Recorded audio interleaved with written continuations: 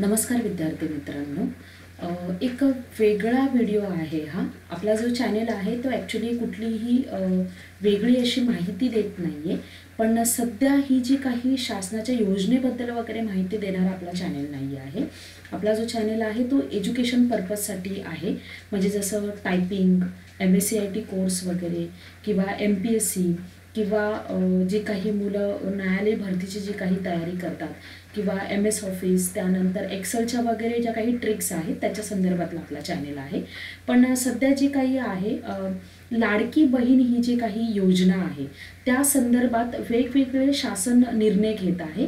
आणि आत्तापर्यंत मी फक्त एक आपल्या चॅनलवर एक त्याचं नॉर्मल एक शॉर्ट टाकला होता, पण आज जो काही आहे तो मला एक GR मिळालेला आहे आणि त्या GRला आधारूनच मी हा एक जो काही व्हिडिओ आहे तो तुमच्यासाठी घेऊन आलेला आहे. हा GR जर तुम्हाला पूर्ण हवा असेल तर आपला टेलिग्राम चॅनल आहे, त्या टेलिग्राम चॅनलवर तुम्ही लॉग इन करा, म्हणजे तुम्ही जॉईन करा आणि जॉईन केल्यानंतर त्या चॅनलवरून हा जो GR आहे तो तुम्ही डाउनलोड करून व्यवस्थित वाचून घेऊ शकता.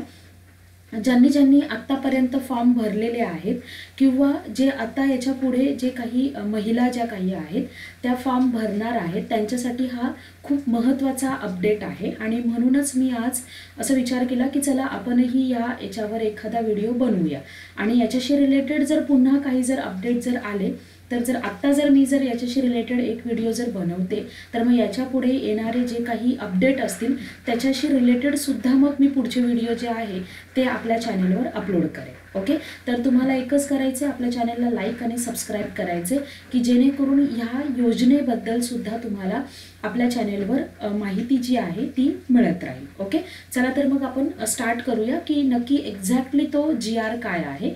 11 जुलैला ॲक्च्युली तो निर्णय झाला होता, पण त्याचा जो काही GR जो आहे तो आता आपल्या हातात जो आहे तो 12 जुलैला म्हणजे आजच्या दिवशी तो आलेला आहे. ओके, हा नवीन GR आहे की ज्याच्यामध्ये ह्या योजनेबद्दलची जी काही आहे इथे स्पष्ट केलेलं आहे. मी तुम्हाला दाखवते की त्याची जी काही त्या योजनेची जी काही व्याप्ती आहे, म्हणजे मुख्यमंत्री माझी लाडकी बहीण या योजनेच्या अंमलबजावणीमध्ये सुधारणेसह व्याप्ती वाढवण्याबाबत असा त्याचा विषय आहे. ओके, बाकी प्रस्तावना वगैरे ती मी काय आता वाचत नाही आहे, तुम्ही प्रस्तावना वगैरे ती व्यवस्थित वाचून घ्या म्हणजे तुम्हाला ते क्लिअर होईल. फक्त जे काही शासन निर्णय आहे आणि शासनाने जे काही बदल केलेले आहेत ते मी तुम्हाला थोडक्यात सांगण्याचा प्रयत्न करते. ओके, यामध्ये शासन निर्णय काय आहे की मुख्यमंत्री माझी लाडकी बहीण या योजनेच्या अंमलबजावणी प्रभावीपणे व सुलभतेने होण्यासाठी खालील बाबींची स्पष्टता करण्यात येऊन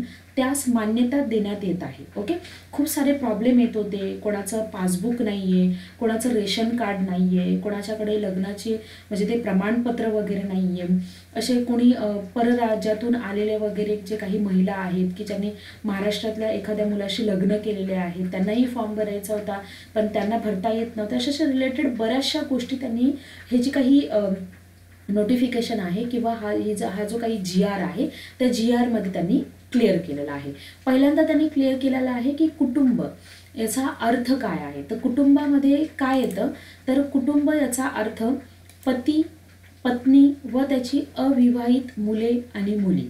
ओके, पहिले कुटुंबाचं जरा क्लॅरिफिकेशन नव्हतं पण त्यांनी तो पहिलाच पॉईंट टाकून दिलेला आहे की कुटुंब याचा अर्थ काय येतो, पती, पत्नी व त्याची अविवाहित मुले आणि मुली हे त्या कुटुंबाचा भाग असणार आहे. नंतर दुसरी जी काही सूचना आहे किंवा दुसरा जो काही बदल आहे तो काय आहे, नवविवाहित महिलेच्या बाबतीत तिचे नाव रेशन कार्डवर लगेच लावणे शक्य होत नाही. बरोबर आहे, लग्न झालं समजा आताच काही महिन्यापूर्वी लग्न झाले असेल तर ते शक्य होत नाहीये नाव लावणं. तर त्यामुळे अशा ज्या कोणी नवविवाहित महिला असतील तर त्यांच्यासाठी त्यामुळे विवाह नोंदणी प्रमाणपत्र असलेल्या पण रेशन कार्डवर नाव नसेल पण त्यांचं काय पाहिजे, विवाह नोंदणी प्रमाणपत्र, अशा महिलांना जे पतीचे रेशन कार्ड आहे ते त्यांचा उत्पन्नाचा दाखला म्हणून ग्राह्य धरला जाणार आहे. ओके, पण लक्षात असू द्या रेशन कार्डवर तुमचं नाव नसलं तरी चालेल पण तुमच्याकडे मॅरेज सर्टिफिकेट मात्र लागणार आहे तरच तुमचे जे काही पतीचं रेशन कार्ड आहे ते तुमचा उत्पन्नाचा दाखला म्हणून ग्राह्य धरण्यात येईल. ओके, त्यानंतरचा दुसरा जो नियम आहे, दुसरा नियम काय आहे की परराज्यात जन्म झालेल्या दुसऱ्या राज्यातील ज्या काही महिला असतील पण त्या सध्या महाराष्ट्रात वास्तव्यात असतील, ओके, त्या महिलेने महाराष्ट्रातील अधिवास म्हणजे नेहमी राहणाऱ्या, कायमस्वरूपी राहणाऱ्या पुरुषासोबत विवाह केला असेल तर अशा महिलांच्या बाबतीत त्या पतीचे काय काय डॉक्युमेंट्स चालतील? पतीचा जन्म दाखला किंवा शाळा सोडल्याचे प्रमाणपत्र किंवा अधिवास प्रमाणपत्र ग्राह्य धरण्यात येते, ओके. किंवा याशिवाय महिलेच्या पतीचे 15 वर्षापूर्वीचे रेशन कार्ड व 15 वर्षापूर्वीचे मतदान कार्ड देखील ग्राह्य धरण्यात येणार आहे. तर हा एक खूप मोठा बदल आहे. त्यानंतर सदर योजनेचा चौथा नियम आहे. सदर योजनेचा लाभ घेण्यासाठी पोस्टामध्ये म्हणजे बँक अकाउंटच नाही, वेगवेगळ्या बँकेचे अकाउंट्स त्यांनी सांगितले होते, तर बँक अकाउंटच नाही तर पोस्टामध्ये जे असलेले खाते आहे ते सुद्धा या योजनेसाठी काय केले जाणार आहे? ग्राह्य धरले जाणार आहे, ओके.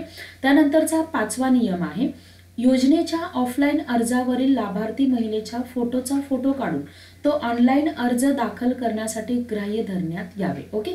आता सध्या जेव्हा तुम्ही ऑनलाईन अर्ज करता तेव्हा तुम्हाला तो फोटो काढावा लागतो, म्हणजे एक प्रकारे सेल्फी वगैरे घ्यावी लागते. पण तसं न करता त्यांनी हा नियम बदललेला आहे की तुम्ही ऑफलाईन जो काही अर्ज भरला असेल ज्या महिलेने, त्या महिलेच्या जो ऑफलाईन अर्जावरचा जो फोटो आहे तो फोटोचा फोटो काढून तुम्ही ऑनलाईन अर्ज जेव्हा भरणार तेव्हा तिथे तो फोटो जो आहे तो तुम्ही भरू शकता, ओके. हे काम आपलं नाहीये. तुम्ही ज्या ठिकाणी म्हणजे फॉर्म भरायला जाणार, जे सायबरवाले वगैरे किंवा जे सेतू विभाग वगैरे आहे ज्यांच्याकडे तुम्ही ते फॉर्म भरता, ऑफलाईन अर्ज तुम्ही घेऊन गेलात आणि तो त्याच्यावरचा फोटो काढून तुमच्या ऑनलाईन अर्जाला तो लावू शकतो, ओके. असा तो नियम आहे. त्यानंतरचा पुढचा नियम आहे सदर योजनेअंतर्गत 6वा नियम आहे. सदर योजनेअंतर्गत नागरी व ग्रामीण भागातील बालवाडी सेविका, अंगणवाडी सेविका, त्याच्यानंतर NULM यांचे समूह संघटक तसेच म्हणजेच CRP, मदत कक्ष प्रमुख व CMM म्हणजे काय? सिटी मिशन मॅनेजर, आशा सेविका किंवा सेतू सुविधा केंद्र व आपले सरकार सेवा केंद्र यांना पात्र महिलांचे अर्ज भरून घेण्यासाठी प्राधिकृत करण्यात येत आहे, ओके. या अगोदर काय होतं, फक्त जे काही अंगणवाडी सेविका होत्या त्यांच्याचकडे फक्त आपण आपले ऑफलाईन अर्ज जे होते ते आपण भरू शकतो.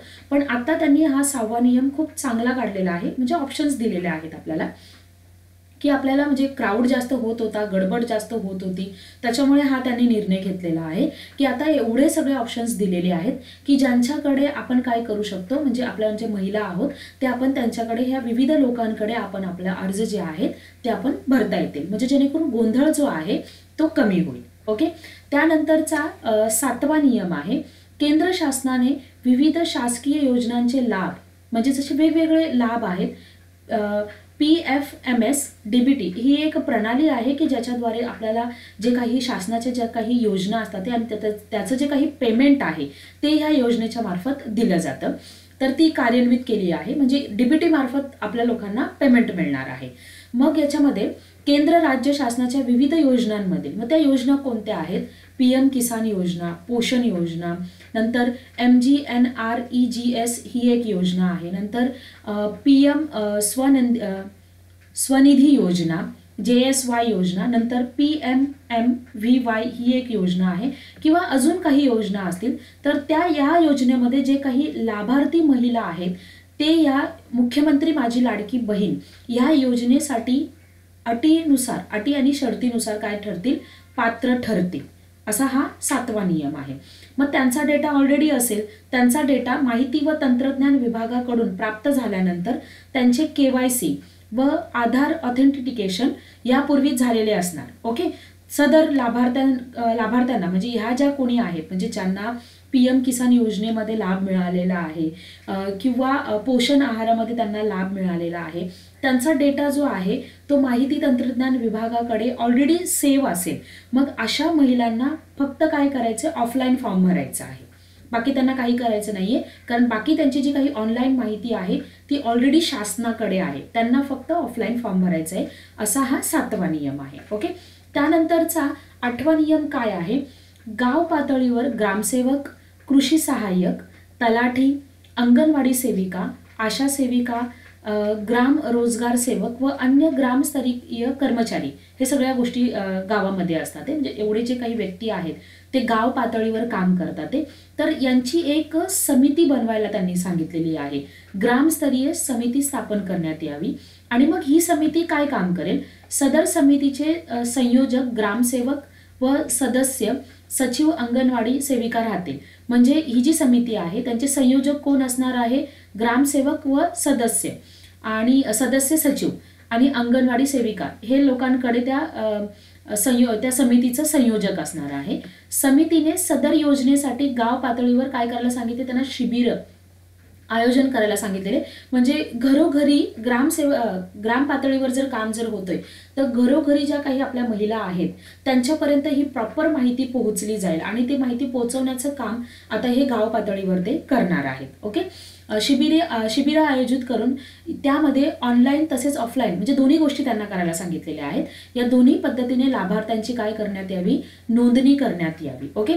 तर तुम्ही सुद्धा जे कोणी व्हिडिओ पाहता ते हा व्हिडिओ तुम्ही जास्तीत जास्त लोकांपर्यंत पोहोचवा. म्हणजे त्यांना कळेल की आपल्या गावामध्ये सुद्धा ह्याच्या काही गोष्टी आहेत त्या होतात. तर त्यांना इथे तिथे धावायची गरज लागणार नाहीये.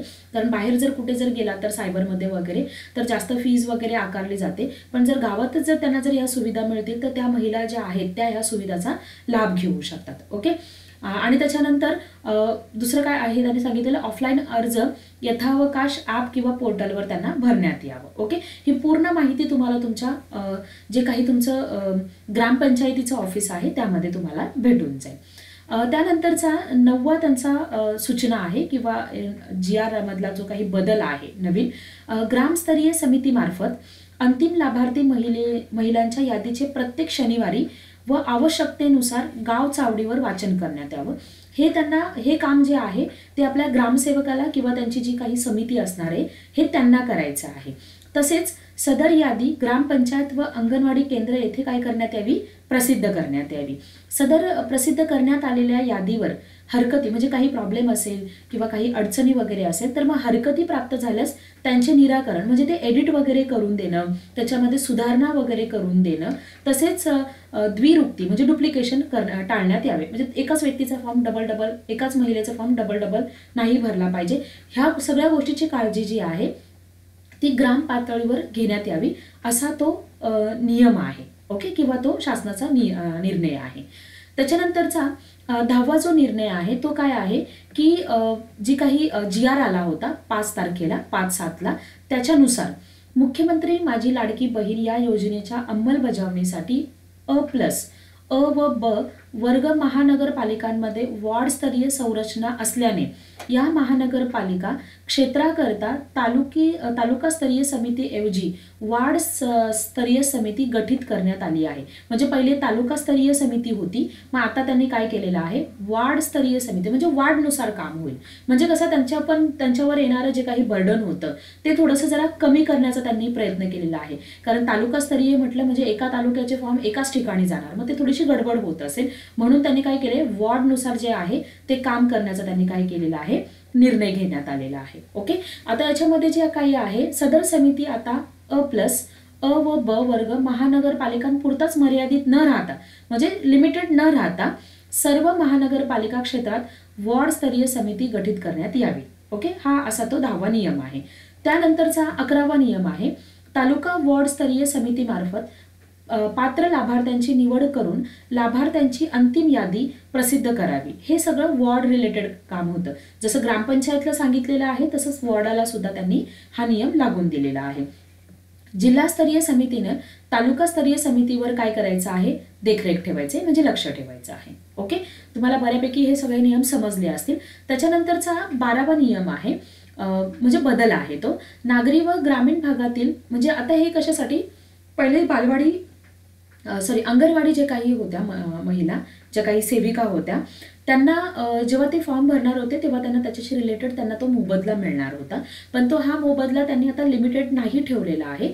तर जे बालवाडी सेविका, अंगणवाडी सेविका NULM यांचे समूह संघटक म्हणजे CRP किंवा मदत कक्ष प्रमुख म्हणजे CMM म्हणजे सिटी मिशन मॅनेजर, आशा सेविका, सेतू सुविधा केंद्र, अंगणवाडी पर्यवेक्षिका, ग्रामसेवक व आपले सरकार सेवा केंद्र हे आपले काय करणार आहेत, फॉर्म भरणार आहेत.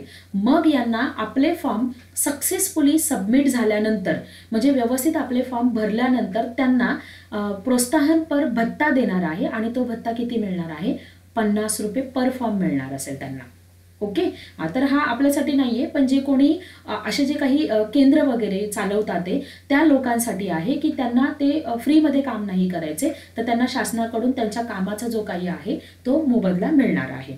आणि 13वा काय सांगितलेलं आहे, सदर शासन निर्णय म्हणजे हे बघा तारीख दिलेली आहे 11/7/2024 रोजीच्या माननीय मंत्रिमंडळाच्या बैठकीत घेतलेल्या निर्णयानुसार निर्गमित करण्यात येत आहे. ओके, असे हे टोटल जे आहे ते तुम्हाला 12 जे काही आहेत ते मोठे बदल करण्यात आलेले आहे. आपल्या जी काही योजना आहे लाडकी बहीण याच्यासाठी आजही अधिवेशन चालू आहे आणि याच्यामध्ये हे पैसे तुम्हाला कधीपर्यंत मिळतील याचा निर्णय जो आहे तो नक्कीच तुम्हाला म्हणजे माहिती पडेल. जर तुम्हाला तो निर्णय मी सुद्धा आपल्या चॅनेलवर लवकरात लवकर तुमच्यापर्यंत ही माहिती पोहोचवण्याचा प्रयत्न करेन. फक्त तुम्हाला एवढंच करायचं आहे की आपल्या चॅनेलला सबस्क्राईब करा, म्हणजे या योजनेशी रिलेटेड याच्यानंतर जे काही येणारे जे काही निर्णय आहेत ते तुमच्यापर्यंत मी वेळच्या वेळी पोहोचवण्याचा प्रयत्न करेन.